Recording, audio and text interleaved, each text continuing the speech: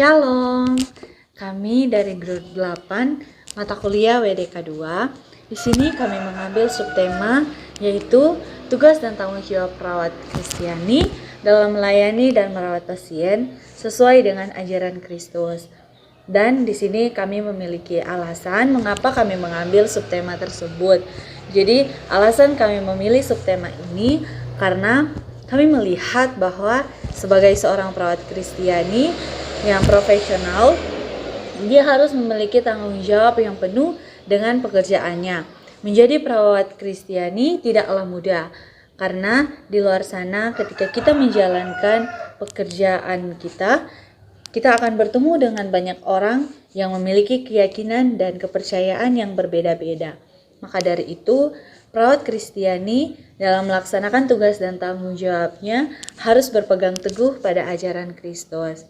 Dan di sini dalam pembahasan dari kelompok kami sudah memilih 5 poin penting dalam subtema yang sudah kami bahas, yaitu yang pertama, dosa dan tipe dosa, yang kedua, tugas dan tanggung jawab perawat, yang ketiga, ajaran Kristus mengenai tugas dan tanggung jawab perawat, yang keempat, kriteria perawat menurut terang Injil Kristus dalam pemahaman iman Kristen, dan yang kelima, hubungan antara dosa dan tanggung jawab perawat menurut ajaran Kristus beserta dengan contoh kasusnya.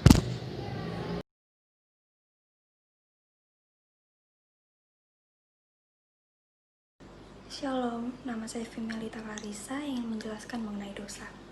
Yang pertama adalah pengertian dosa.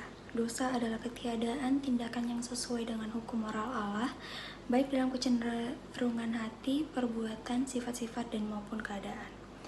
Selanjutnya asal-usul dosa. Yang pertama, Allah bukanlah penyebab dosa. Allah itu baik dan menciptakan ciptaan yang baik. Allah yang kudus dan Allah membenci dosa. Yang kedua adalah dosa berasal dari dunia malaikat. Yang ketiga, dosa dalam dunia manusia. Bukan sekedar pada tindakan memakan buah, tetapi juga pada hal lain yang terjadi terlebih dahulu. Ketidakpercayaan pada Tuhan atau firman Tuhan dan lebih percaya kepada kata-kata setan.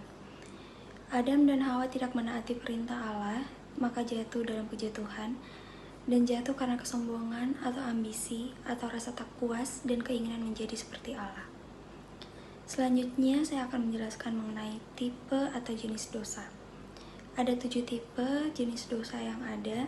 Yang pertama adalah 7 dosa maut. 7 dosa maut ini meliputi kesombongan, ketamakan, nafsu, khususnya nafsu seksual yang tidak terkendali dan terlarang, iri hati, kerakusan, kemarahan, dan kemalasan.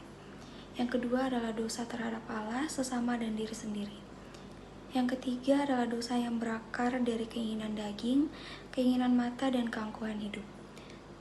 Dosa ini terdapat dalam 1 Yohanes 2 ayat 16.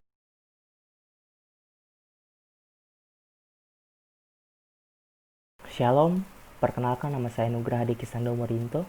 Di sini saya akan menjelaskan tentang tugas seorang perawat dan tanggung jawab seorang perawat.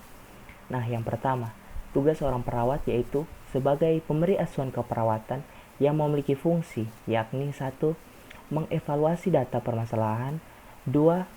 Melakukan rencana tindak lanjut dari permasalahan tersebut, yang ketiga, membuat atau melaksanakan penyuluhan, yang keempat, mengevaluasi penyuluhan tersebut, yang kelima, berperan aktif dalam pelayanan kesehatan terhadap klien, keluarga, dan masyarakat. Yang kedua, tanggung jawab seorang perawat profesional adalah melakukan tugas-tugas seorang perawat dengan penuh kasih, tulus, dan bertanggung jawab dalam setiap tindakan yang diambil sesuai dengan kode etik yang telah disepakati. Nah, yang pertama, tanggung jawab terhadap klien yaitu tanggung jawab yang berfokus pada kesehatan atau kesembuhan klien atau pasien. Yang kedua, tanggung jawab terhadap diri sendiri. Dalam hal ini berarti melindungi atau menjaga diri kita sebagai seorang perawat untuk tertular dari penyakit. Yang ketiga, tanggung jawab atas profesi. Dalam hal ini berarti yang pertama menjalin kerjasama antar tim kesehatan medis lainnya. Yang kedua, meningkatkan mutu kesehatan yang baik. Dan yang keempat, terakhir, tanggung jawab terhadap lingkungan atau masyarakat. Yang pertama, menjalin hubungan kerjasama yang baik di antara masyarakat. Yang kedua, menghormati nilai-nilai budaya yang ada di masyarakat seperti adat istiadat.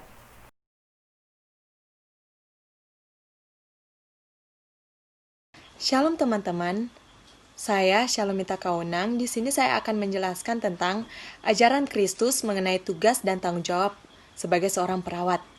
Nah, pada masa lalu, selain tabib yang dikenal juga orang-orang yang membantu pekerjaannya dalam menyembuhkan orang sakit, mereka disebut juga para bidan, di mana pengetahuan kebidanan biasanya dimiliki oleh kaum perempuan.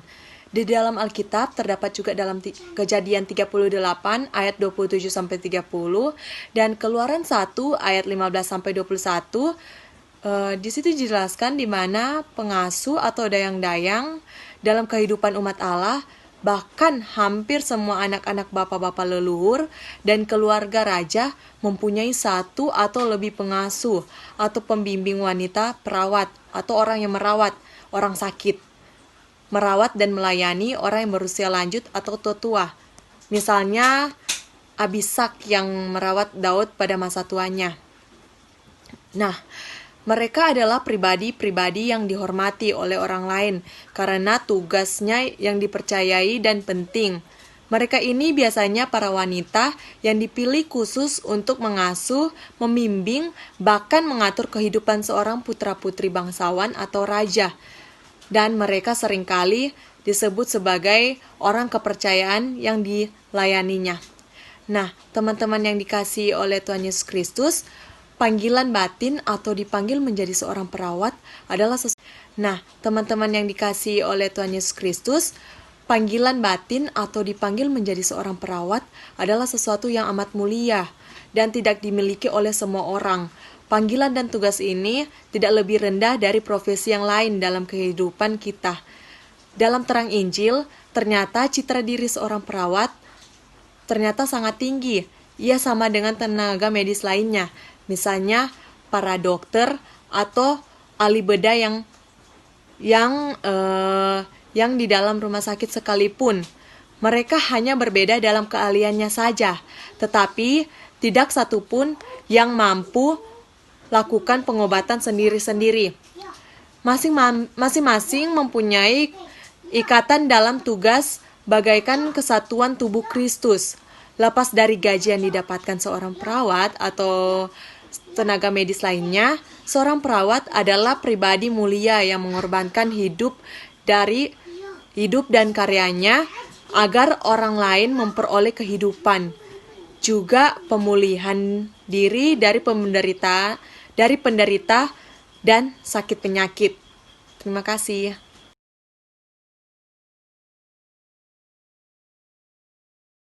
Perkenalkan, nama saya Sarah Wobor. Jadi, di sini saya akan membahas topik tentang kriteria perawat menurut terang Injil Kristus dalam pemahaman iman Kristen. Yang pertama, dewasa. Dalam penampilan sehari-hari, seorang perawat harus menunjukkan kedewasaannya. Kedewasaan yang menyangkut semua aspek, yaitu aspek fisik, moral, mental, psikologis, rohani, serta aspek sosial. Perkembangan dan pertumbuhan untuk mencapai kedewasaan tersebut tentunya harus seimbang. Yang kedua, mempunyai kehidupan rohani yang baik dan berteladan. Mempunyai hidup ibadah yang baik, beriman, beribadah, takut kepada Tuhan Allah, sehingga berani menolak permintaan yang bertentangan dengan firman dan kehendak Tuhan Allah. Dalam menjalankan tugasnya, ia tetap dalam persekutuannya dengan Tuhan Allah.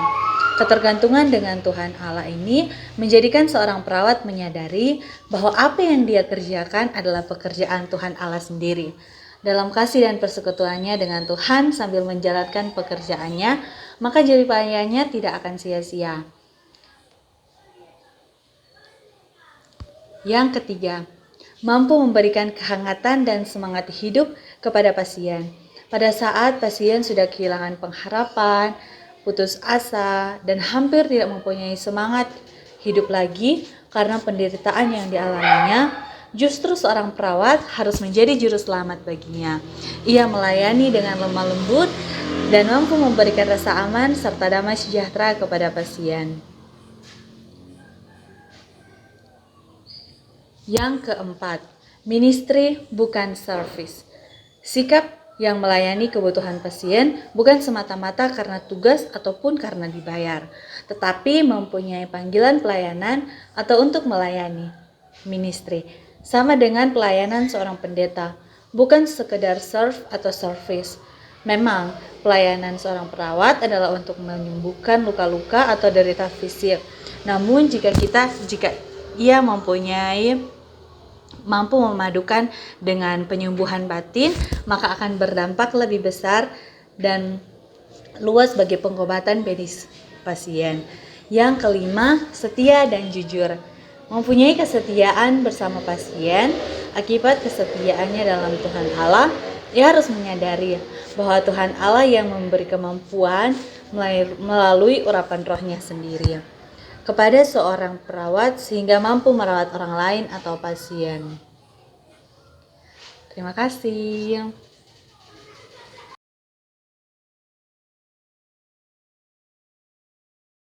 Kenalkan, nama saya Sweetly Kristi Lapian. Di sini saya akan membahas atau menjelaskan topik mengenai hubungan antara dosa dan tugas tanggung jawab perawat menurut ajaran Kristus. Kita melihat dalam Alkitab atau firman Tuhan, tepatnya dalam kitab Kejadian 1, di mana terjadi peristiwa penciptaan. Allah menciptakan segala sesuatu yang dipandangnya baik dan memang sungguh teramat baik. Salah satunya Allah menciptakan manusia, di mana manusia adalah makhluk yang paling mulia dari antara ciptaan lainnya. Mengapa? Karena Allah menciptakan manusia serupa dan segambar dengannya. Allah sangat mengasihi manusia, sehingga Allah menyediakan apa yang menjadi kebutuhan manusia dalam taman atau tempat yang telah Allah sediakan bagi manusia. Di Taman Eden tersebut, Allah telah menyediakan segala keperluan untuk kebutuhan hidupnya. Allah menciptakan segala pohon-pohon dan buah yang untuk dimakan manusia, dan Allah memberikan kehendak pada manusia pertama untuk menguasai atau mengusahakan apa yang ada dalam taman tersebut. Allah juga memberikan pendamping atau penolong yang sepadan dengan manusia pertama ini, di mana Allah menciptakan manusia perempuan agar supaya manusia pertama ini tidak sendirian atau kesepian dalam taman tersebut. Dan Allah memberikan perintah, suatu hari Allah menciptakan perintah kepada manusia ini untuk tidak boleh memakan pohon yang ada di tengah-tengah taman tersebut, di mana pohon ini disebut dengan pohon kehidupan atau pohon pengetahuan akan yang baik dan yang jahat. Dan suatu ketika di mana peristiwa kejatuhan manusia dalam dosa dijelaskan dalam kitab Kejadian juga. Kisah ini di mana menceritakan bahwa manusia dipengaruhi atau digoda oleh iblis yang dalam bentuk ular untuk memakan pohon pengetahuan yang baik dan yang jahat. Dan iblis atau ular ini menggoda Hawa atau perempuan ini untuk memberikannya kepada Adam atau manusia pertama. Dan oleh karena keinginan manusia yang ingin sama seperti Allah, sehingga manusia mengalami penghukuman. Apa saja penghukuman tersebut? Penghukuman tersebut